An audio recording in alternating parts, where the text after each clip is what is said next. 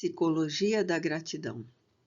A gratidão é a assinatura de Deus colocada na sua obra. Quando se enraiza no sentimento humano, logra proporcionar harmonia interna, liberação de conflitos, saúde emocional, por luzir como estrela na imensidão sideral.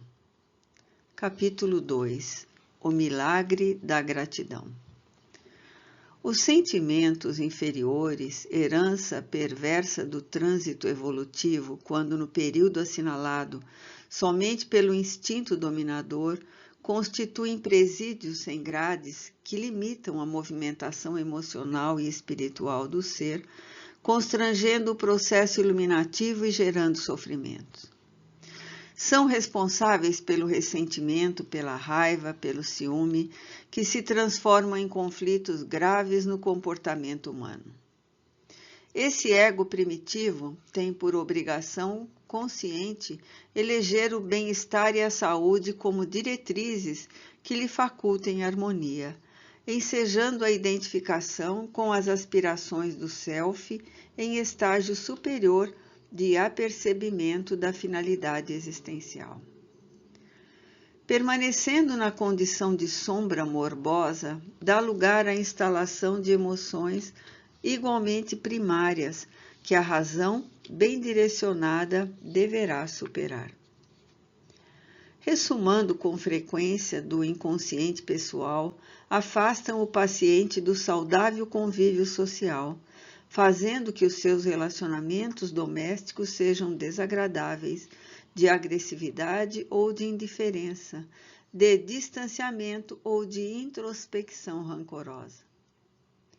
O ser humano, graças à conquista da consciência, está destinado à individuação que alcançará mediante a perfeita fusão do eixo ego-self, a completude na qual retornará à unidade que sofreu fissão durante o processo antropossociopsicológico da evolução através das sucessivas reencarnações.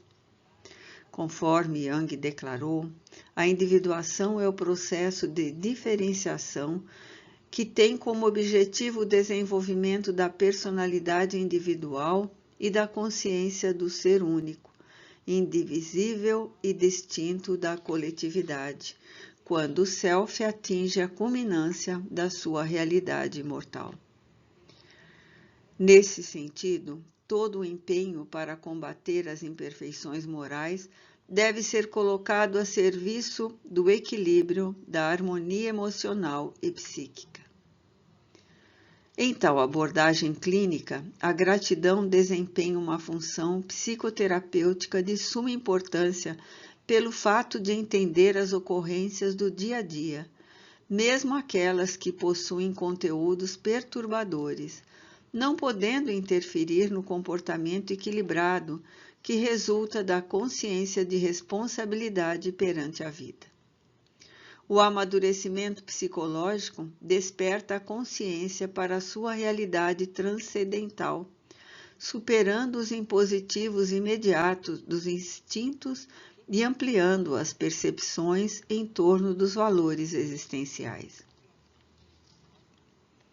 É inevitável que sucedam fenômenos aflitivos no trânsito humano, tendo-se em vista os atavismos pessoais, a convivência familiar e social sempre desafiadora, propiciando o aprimoramento dos sentimentos, particularmente a tolerância, a compaixão, o interesse afetivo, a solidariedade. Normalmente, acredita-se que a gratidão é um sentimento sublime que opera os milagres do amor diante do seu caráter retributivo. Esse conceito, no entanto, limita-o ao espaço estreito do reconhecimento pelo bem que se recebe e pelo anseio de devolvê-lo. Em nossa análise, apresenta-se de maneira muito sutil e mais profunda, que vai além da compensação pelo que se recebe e se vivencia. Quando alguém consegue a experiência da gratulação, mesmo de referência aos insucessos, que podem ser considerados como experiências que ensinam a agir com responsabilidade e retidão, alcança o patamar em que esta deve ser vivida. O sentido psicológico da reencarnação é conseguir-se a transformação moral do self e a liberação de todos os seus conteúdos ocultos ou que se encontram em germe, capacitando-o para os enfrentamentos com outros arquétipos inquietadores, especialmente quando se tornam imperiosos e dominantes no comportamento. Uma conscientização do ser que se é facultada a renovação das forças morais para diluir a sombra e desenvolver as experiências renovadoras. A arte da gratidão, que é a ciência da afetuosa emoção pelo existir, leva à conduta de aparência paradoxal, como, por exemplo, no caso das aflições e dos desaires. Há um século e meio quase, Santo Agostinho, espírito, conclamava os que sofriam a coragem e a resignação ante as aflições, mesmo aquelas de aparência cruel, propondo: as provas rudes, ouvi-me bem, são quase sempre indício de um fim de sofrimento e de um aperfeiçoamento do espírito, quando aceitas com o pensamento em Deus. Do Evangelho segundo o Espiritismo, no capítulo 14, item 9.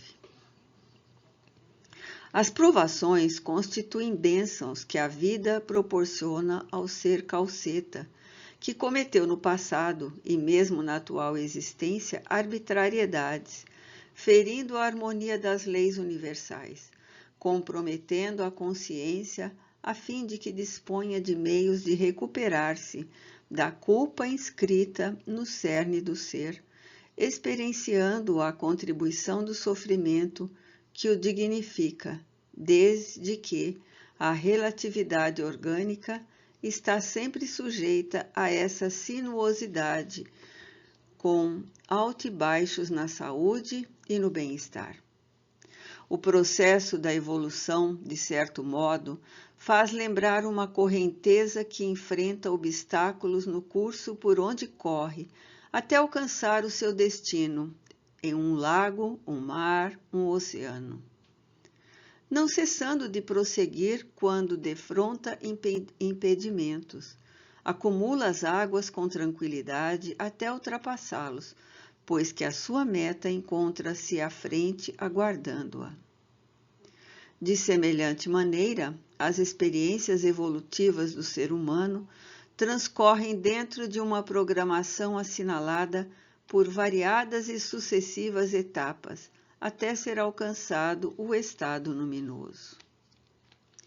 A gratidão pelos insucessos aparentes constitui o reconhecimento por entender-se que fazem parte da aprendizagem, e a sua ocorrência, em forma de dissabores, de padecimentos morais, consequentes à traição, à calúnia, ao abandono, a que se vai relegado por antigos afetos, tem razão de ser.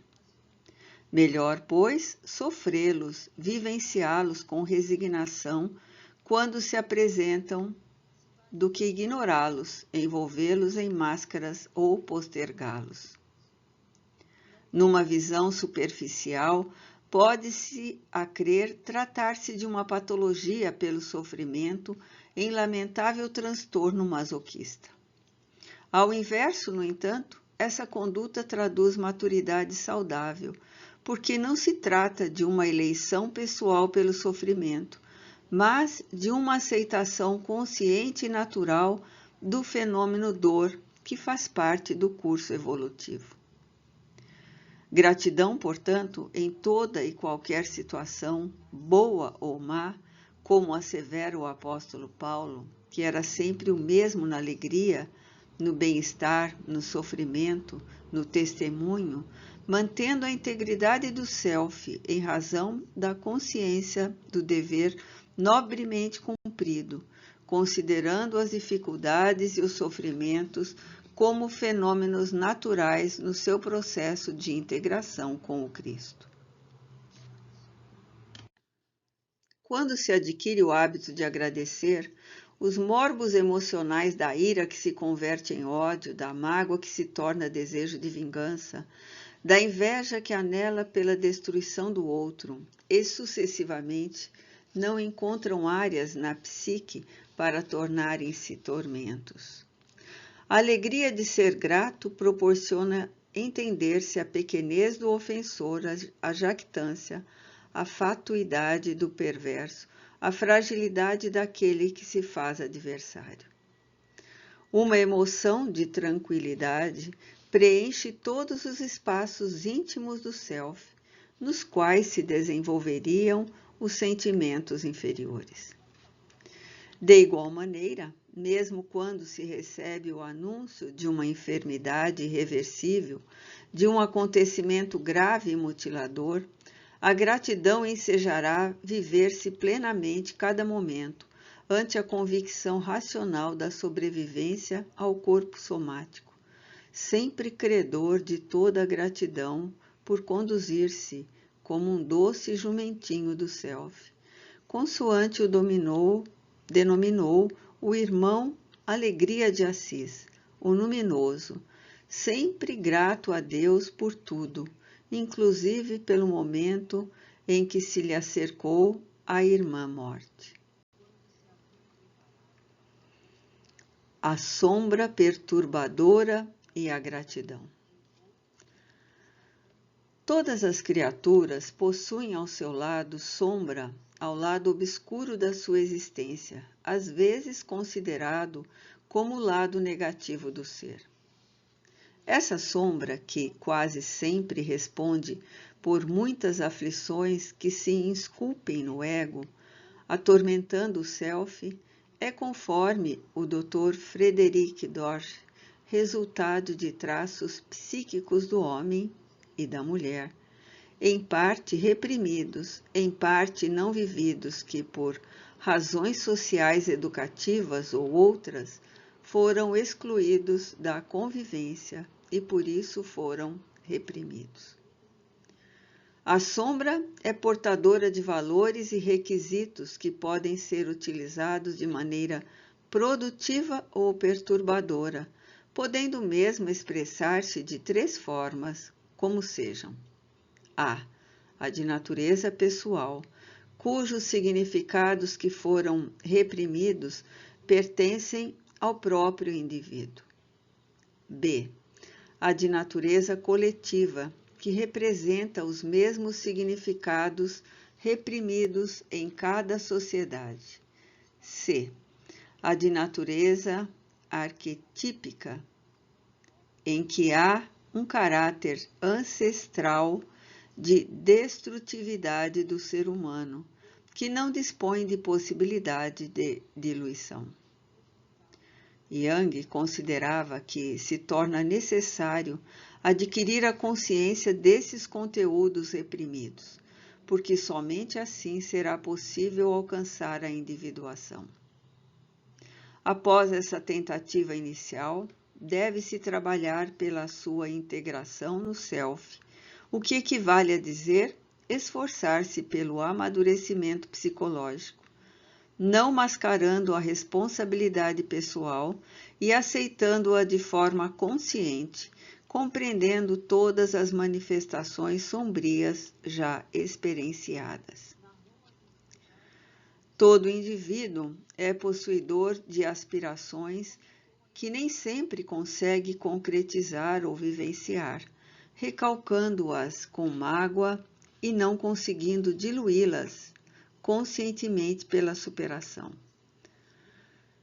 Somando a esse conflito não exteriorizado, conduz a herança ancestral da cultura em que se movimenta, assim como a presença arquetípica de autodestruição como fenômeno de fuga da realidade.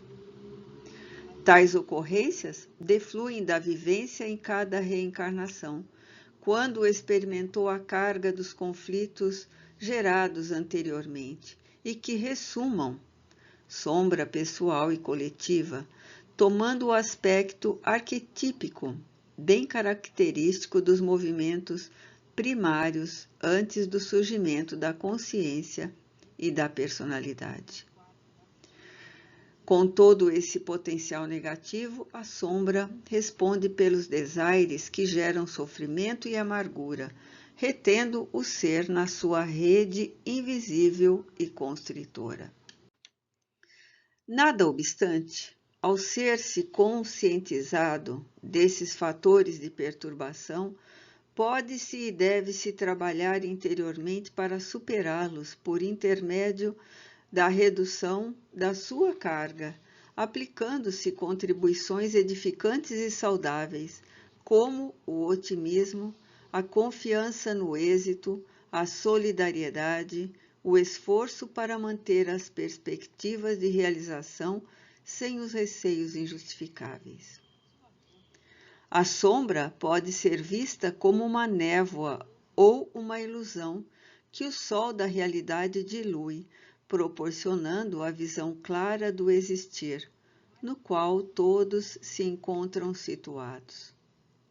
E porque as aspirações humanas saudáveis são crescentes à medida que vão sendo superadas, algumas dificuldades do amadurecimento psicológico, ampliam-se os horizontes do equilíbrio e do despertamento para a individuação.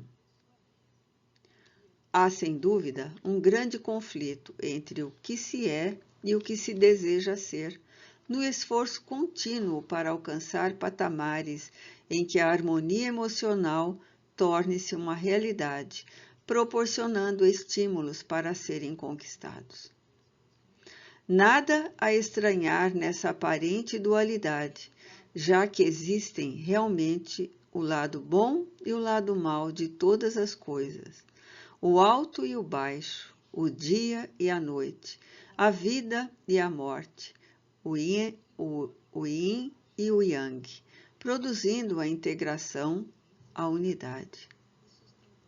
Em toda parte podem ser identificadas as manifestações sombrias do ser humano, mas também ao lado luminoso em toda a sua grandiosidade, rutilante nos heróis do saber e do ser, do conquistar e do realizar, na ciência, na tecnologia, nas artes, na religião, no pensamento, na solidariedade, enquanto também vige o instinto de destruição pela agressividade, pelos vícios, pela ignorância, pela prepotência. A civilização odierna, rica de conquistas de várias ordem, ainda não logrou tornar feliz a criatura humana que, embora favorecendo alguns dos membros a viverem em grande conforto e desfrutando de comodidades, de belezas ao alcance da mão, em sua grande parte ainda permanece insatisfeita, infeliz, invariavelmente derrapando nos abismos da drogadição, do alcoolismo, da busca desenfreada pelo prazer, pela ilusão. Naturalmente que aí encontramos a predominância da sombra coletiva e arquetípica, não trabalhada pelo conhecimento do ser em si mesmo e das suas imensas possibilidades, sempre conduzido pelo comércio para o gozo, o que não pensar em profundidade, vivendo na superficialidade dos fenômenos humanos. Tem faltado a coragem social para romper com essa cortina que impossibilita a clara visão da realidade psicológica da existência, de tal forma que as suas aspirações não vão além dos limites sensoriais. Embora o esforço da psicologia social e de outras escolas, de algumas valiosas doutrinas religiosas e filosóficas, o ser humano atém-se mais ao que tateia e alcança do que anela emocionalmente, agarrando as sensações materiais sem fruir as emoções libertadoras. Infelizmente, A educação vigente trabalha mais em favor da preservação do medo ao lado sombra do indivíduo que se propõe a ignorá-la, a fim de desfrutar os bens que se encontram ao alcance. E mesmo quando defrontado por pensamentos ou ocorrências infelizes, logo deseja esquecê-los, não os enfrentar, como se fosse possível ocultá-los num depósito especial que os asfixiaria. Realmente, quando reprimidos esses sentimentos e sucessos, na primeira oportunidade, ei-los que ressumam com a carga aflitiva de que se constituem e nublam os céus róseos dos iludidos. A existência humana é um permanente desafio que o Self tem pela frente em todo o seu esforço. É procurar a integração da sombra no seu eixo. Cabe a todos os indivíduos o dever de diluir a treva que se lhe encontra íncita, com naturalidade igual a que defronta a luz, considerar a dor e a frustração como fenômenos normais que podem corresponder ao bem-estar e à sabedoria, logo sejam convertidos pela racionalização e pelo trabalho psicológico. Todos aqueles que são portadores da sombra, e todos o são, em vez de a compreenderem na condição de processo de crescimento, experimentam uma certa forma de vergonha, de constrangimento e procuram disfarçá-la. Tal comportamento dá lugar a uma sociedade hipócrita, artificial, incapaz de procedimentos maduros e significativos que a todos beneficiem. O ser mais hábil no disfarce é sempre o mais homenageado e querido, produzindo-lhe maior soma de sombra e de conflito, porque se vê obrigado a continuar a parecer aquilo que realmente não é. Torna-se necessária a coragem para o autoenfrentamento, saindo da obscuridade na direção da claridade existencial. A herança arquetípica já nos fala, na linguagem do Gênesis, que Deus fez primeiro a luz, deixando significar a sua presença em plena escuridão, momentaneamente obstaculizada pela sombra. Em cada passo, a cada conquista diluidora do lado treva, vai se conseguindo superar o medo do enfrentamento, o que exige a consciência da sombra, que deve ser aceita sem reservas nem ressentimentos, oferecendo a cada lutador o seu poder de transformação e a sua tenacidade em alcançar a felicidade, a plenitude. Assim vista, por conseguinte, a sombra transforma-se em árvore dadivosa, porque o medo, desgosto do que se é, torna-se superado pelo amor do que se deseja ser. A batalha travada com a sombra, portanto, é contínua e se faz presente em todos os instantes da existência. Quando se ama, se respeita e se atende aos compromissos. A sombra perde, mas quando se reage, mantendo-se ressentimento, ódio, ciúme, sentimentos de amargura e de cólera, assim como outros do mesmo gênero, a sombra triunfa. O amor que edifica é vitória sobre a sombra, enquanto o tormento afetivo que trai é glória da sombra. Quando se é reconhecido a vida, se agradece e se trabalha pelo progresso. A sombra é vencida. No entanto, quando se é desagradecido e soberbo, triunfa a sombra.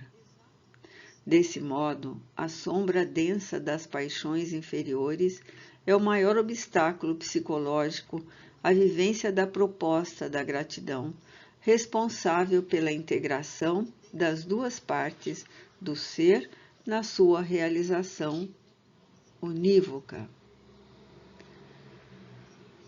o inconsciente coletivo e a gratidão. Diante de determinadas decisões, o ser consciente experimenta grande dificuldade em optar pela que seria a mais correta. Isso porque o inconsciente coletivo encontra-se sobrecarregado de medos, recordações afligentes, impulsos não controlados, toda a herança do primarismo ancestral, mesclando as experiências gerais e as pessoais. Tal ocorrência é resultado da sombra existente em a natureza de todas as criaturas.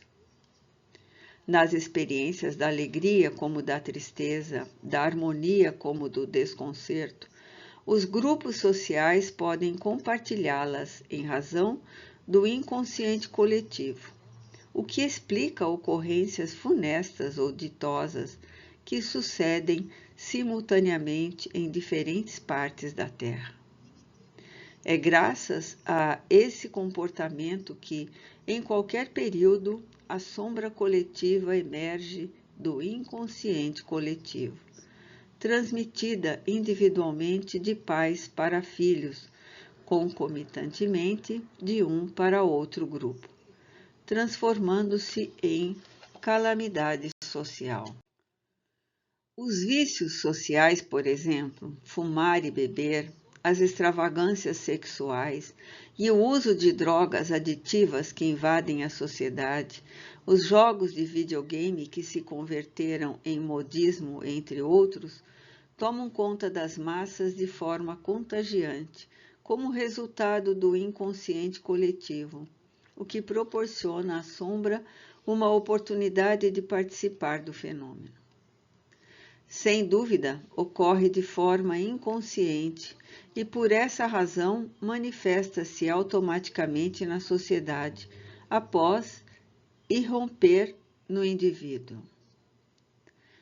As sociedades são estruturadas por acontecimentos e métodos pedagógicos de conduta infantil, quando se aprende a discernir o que é bom e o que é mal, de acordo com a cultura e a ética de cada grupo.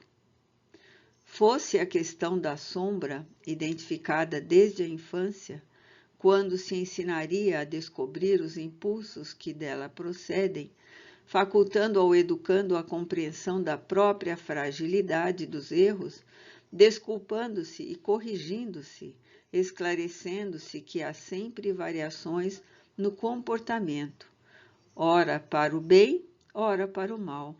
Ficariam mais fáceis as condutas favoráveis à sociedade e a tudo quanto se lhe vincula.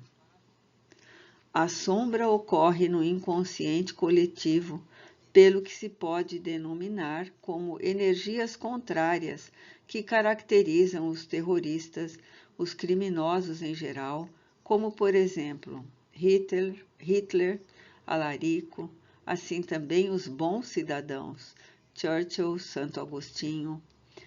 Em realidade, a aversão e a animosidade que se sustentam no exterior procedem do íntimo no qual se fazem aliadas. É como se fosse necessário que houvesse um opositor, um inimigo, para que se revele a pessoa que se é. Nas lutas, as mais sangrentas ou mais perversas, nas perseguições sociais sutis ou públicas, é que se desvelam os heróis, os santos, os mártires, em razão do lado sombrio que existe em todos.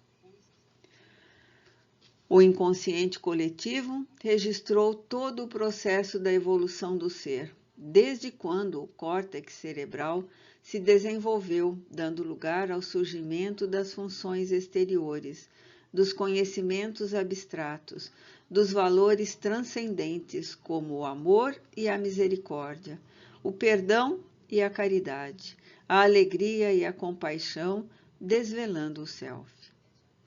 As energias contrárias fomentaram o surgimento da sombra, que, em razão do seu lado oposto, ouvida a gratidão, criando embaraços para vivenciá-la em razão da prepotência ancestral que vem do primarismo na escala evolutiva.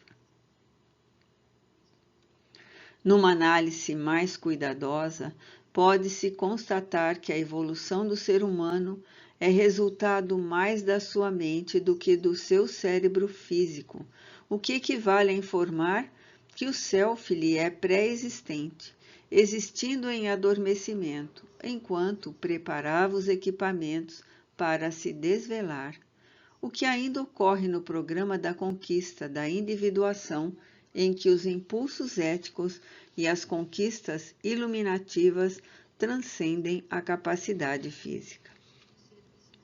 A gratidão é uma experiência moral, não cerebral, do self, não do ego, porquanto o primeiro é de origem divina e o segundo de natureza humana.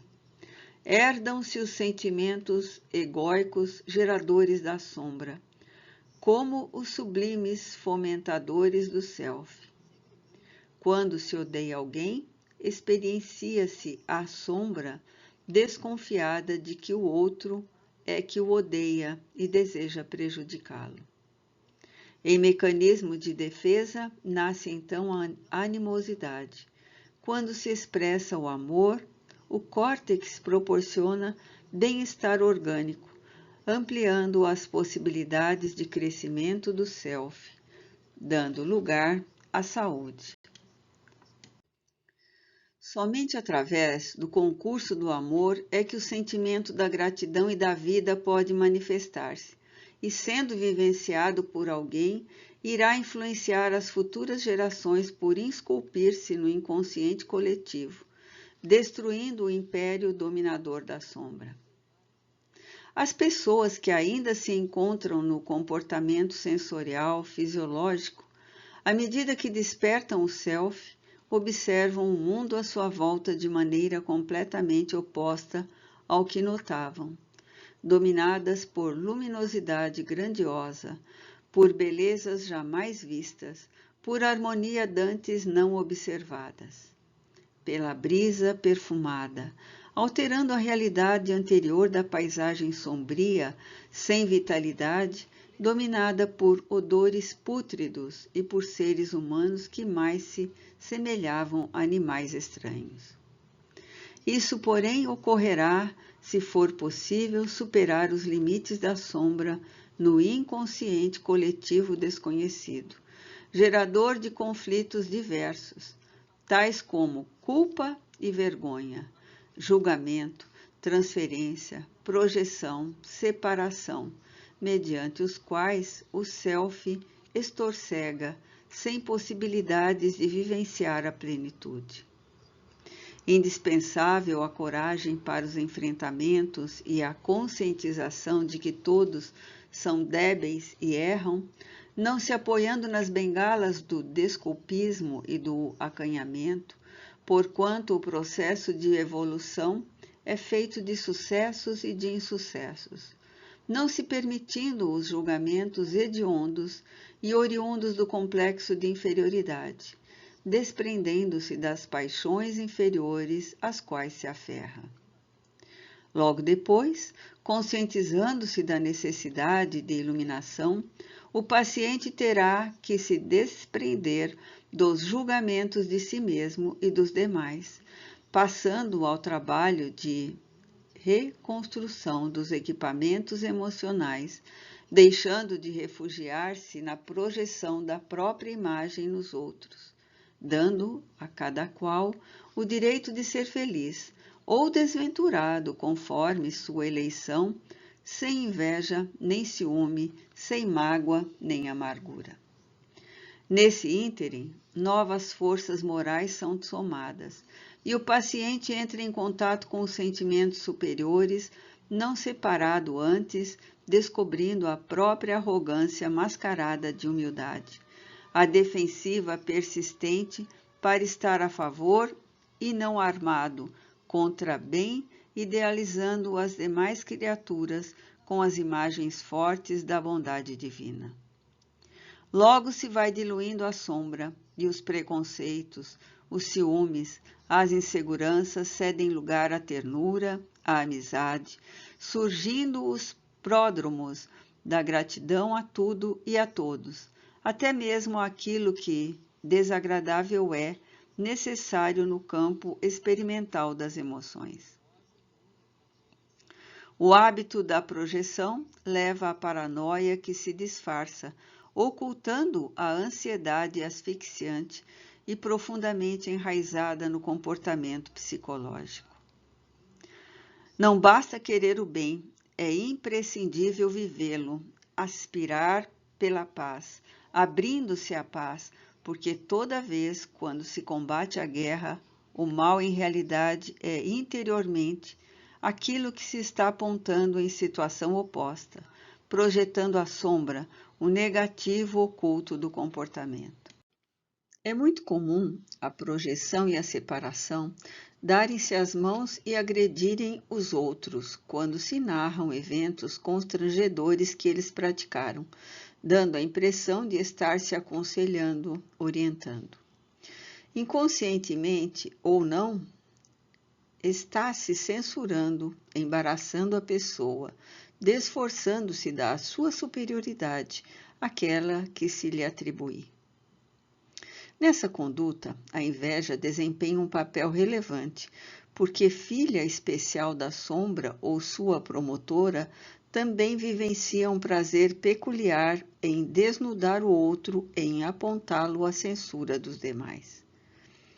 Reconhecer, portanto, a negatividade existente em si é um dos primeiros passos para desmascarar-se a sombra, aceitando-lhe a presença, mas não conivindo com a sua existência. Por outro lado, evitar a queixa que se propõe a ganhar compaixão e solidariedade, utilizando-se dela como autojustificativa para permanecer na conduta morbosa, discernindo em torno dos valores possuídos com critério, constitui um passo decisivo na construção básica da gratidão. A gratidão que se deve ter à vida na qual todos se encontram situados. Um dos preciosos recursos para dar direito aos outros de se comportarem conforme estão é usar a compaixão, que é uma forma gratulatória de encarar a vida, porque o ato de a vivenciar em relação ao próximo é também maneira de beneficiar-se. A consciência ou superego sempre está vigilante e é necessário ouvir-lhe a argumentação, especialmente quando alguém se envolve em autojustificação. Ela sempre tem o valor independente de diluir as máscaras e mostrar o erro em que se permanece, como também avaliar com acerto o procedimento. É destituída de compaixão, empurrando o ser para possuí-la em relação ao outro, facultando sintonia com a misericórdia com Deus. Quando se exerce, portanto, a compaixão, a consciência anui, compadece-se também, autossuperando-se e vitalizando o self.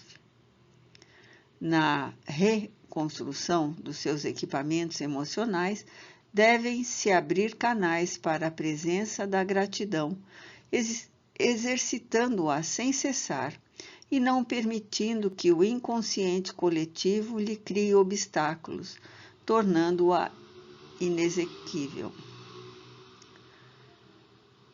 O ser maduro psicologicamente é a gratidão. À medida que os sentimentos superiores da alegria e da gratidão apossam-se do indivíduo, curam-se os males que o afligem no longo percurso da imaturidade psicológica, libertando-o dos conflitos que deterioram o comportamento, facultando-lhe aprofundamento da perspicácia, da sabedoria, da compreensão da vida e da sua finalidade. Tudo quanto antes se lhe afigurava desafiador, ora se transformou em continente conquistado, logo se ampliando na direção do infinito por descobrir e incorporar ao patrimônio interno. Os pruridos de melindres e as manifestações de criança maltratada encontram-se superados e tomam-lhes os lugares a confiança em si próprio e o respeito pelos outros, a consciência dos atos. Vencendo as anteriores síndromes de desconforto íntimo que agora facultam a espontânea alegria de viver e de lutar. A calma substitui a ansiedade que antes era razão de desequilíbrio emocional. A bondade expressa-se de maneira natural, à semelhança de uma luz que se irradia sem alarde, e o indivíduo torna-se centro de convergência de interesse das demais pessoas. O ser imaturo psicologicamente não venceu a infância que foi transferida para a idade adulta, com toda a carga de conflitos não resolvidos, que se manifestam no relacionamento, sempre escondendo a personalidade insegura e doentia.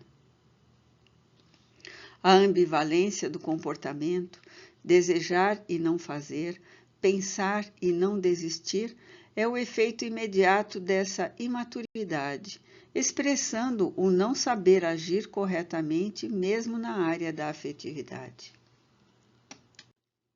Deverei dizer que amo? E se for incompreendido? Constitui um dos pensamentos de conduta ambivalente no ser imaturo, sempre postergando as atitudes psicológicas saudáveis pelo medo da opinião alheia. Não obstante, durante uma crise emocional, não tem pejo em declarar: eu detesto o mundo e não quero ver ninguém na minha frente. O processo de amadurecimento psicológico avança com a facilidade de expressar gratidão por tudo quanto sucedeu e tudo aquilo que vem a suceder em relação ao ser humano. Ninguém é totalmente autossuficiente, exceto os narcisistas, que se consideram especiais na criação, o que significa imperiosa necessidade de parceria, de acompanhamento, de dependência, razão porque é um ser gregário desde os primórdios da evolução. Essa parceria é dependência, porém, estarão em nível de companheirismo, de trabalho, de ajuda recíproca, de cooperação e não de submissão. Oportunamente, duas crianças, respectivamente de 7 e 8 anos, caminhavam na direção da escola fundamental sem enunciarem uma palavra, cada qual no seu próprio mundo infantil. A mais velha estava em conflito muito grande, porque não conseguia comunicação eficaz com os demais colegas, sendo discriminada pela sua origem humilde, pela cor da pele.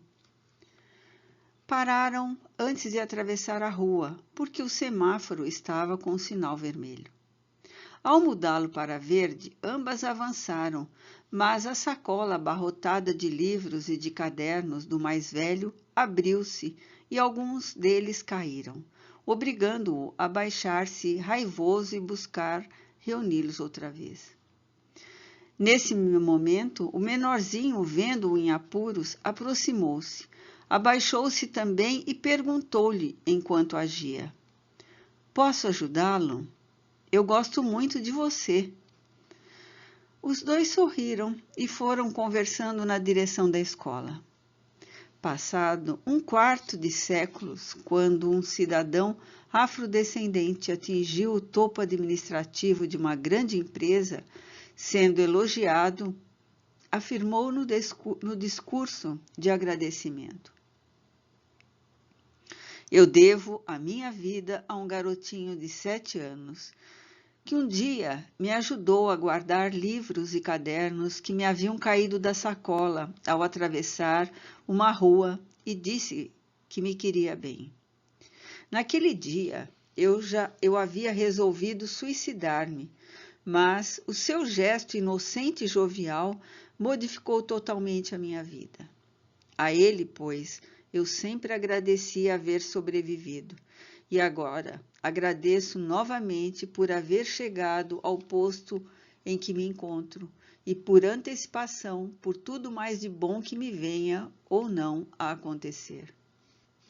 O sentido de parceria, de acompanhamento e de dependência no grupo social não diz respeito aos conflitos e aos medos de crescimento, mas a uma necessidade de ajuda recíproca, de participação no grupo social, de vida em ação, de união de interesses em favor de todos e, por consequência, pela sociedade, pelo ecossistema, pela inefável alegria de viver. Quando Confúcio enunciou a frase "haja com bondade, mas não espere gratidão", procurou demonstrar que os sentimentos nobres devem estar revestidos de renúncia, sem os interesses imediatistas da compensação, do aplauso, da admiração dos outros. A gratidão, por isso mesmo, tem um caráter de amadurecimento psicológico, porque aquele que assim age descobriu que tudo quanto lhe acontece depende de muitos que o auxiliaram a chegar ao lugar em que se encontra. Quanto custa o ar puro da natureza, a água dos córregos e das fontes, a beleza da paisagem, o clima saudável?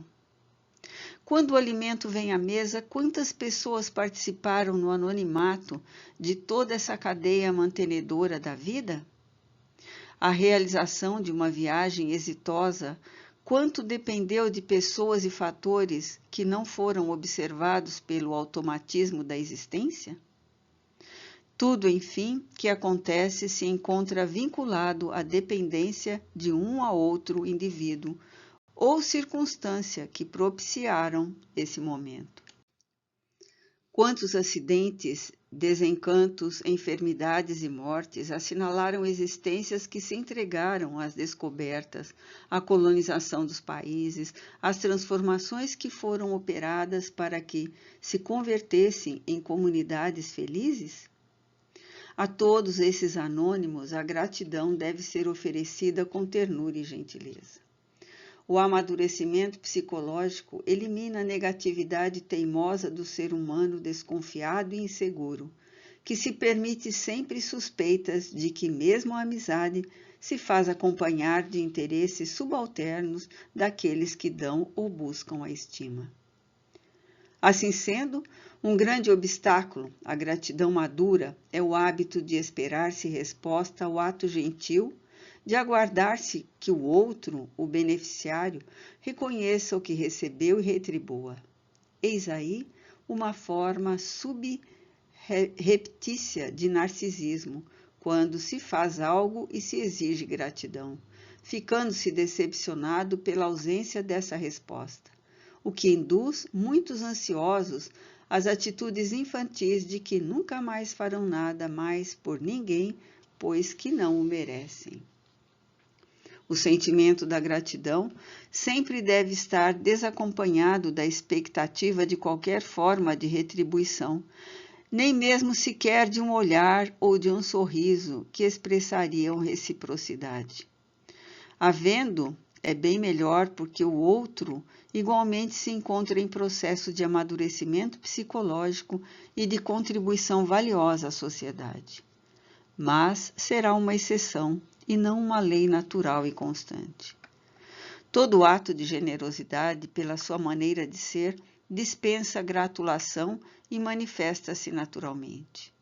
O amor aos filhos, aos cônjuges, os deveres para com eles e para com os outros são de natureza íntima de cada um, que se compraz em proceder de acordo com as regras do bem viver e não apenas do viver bem, cercado de coisas, de carinho, de compensações. Essas atitudes são logo esquecidas, pois que, toda vez, quando se espera reconhecimento, surge um encarceramento. Por exemplo, no caso daquelas pessoas que se asseveram que vivem para outras, filhos, parceiros, amigos, e que ficam desoladas quando estes alçam voos no rumo que lhes é o destino. triste síndrome do ninho vazio em que se encarceram por prazer e por imaturidade psicológica, induz os pacientes à amargura e ao desencanto por não receberem a compensação retributiva em relação ao que fizeram por interesse, não pelo prazer de realizá-lo. Esse fenômeno é muito comum também no que tange os labores enobrecedores que aguardam a aprovação, recompensa da sociedade. Pessoas portadoras de alto nível de inteligência e de trabalho contribuem eficazmente em todos os setores do progresso social por meio de descobrimentos, de invenções, de realizações grandiosas. No entanto, quando não são reconhecidas ou premiadas, mergulham na revolta ou no desânimo, na queixa ou na desistência de prosseguir, amarguradas e infelizes.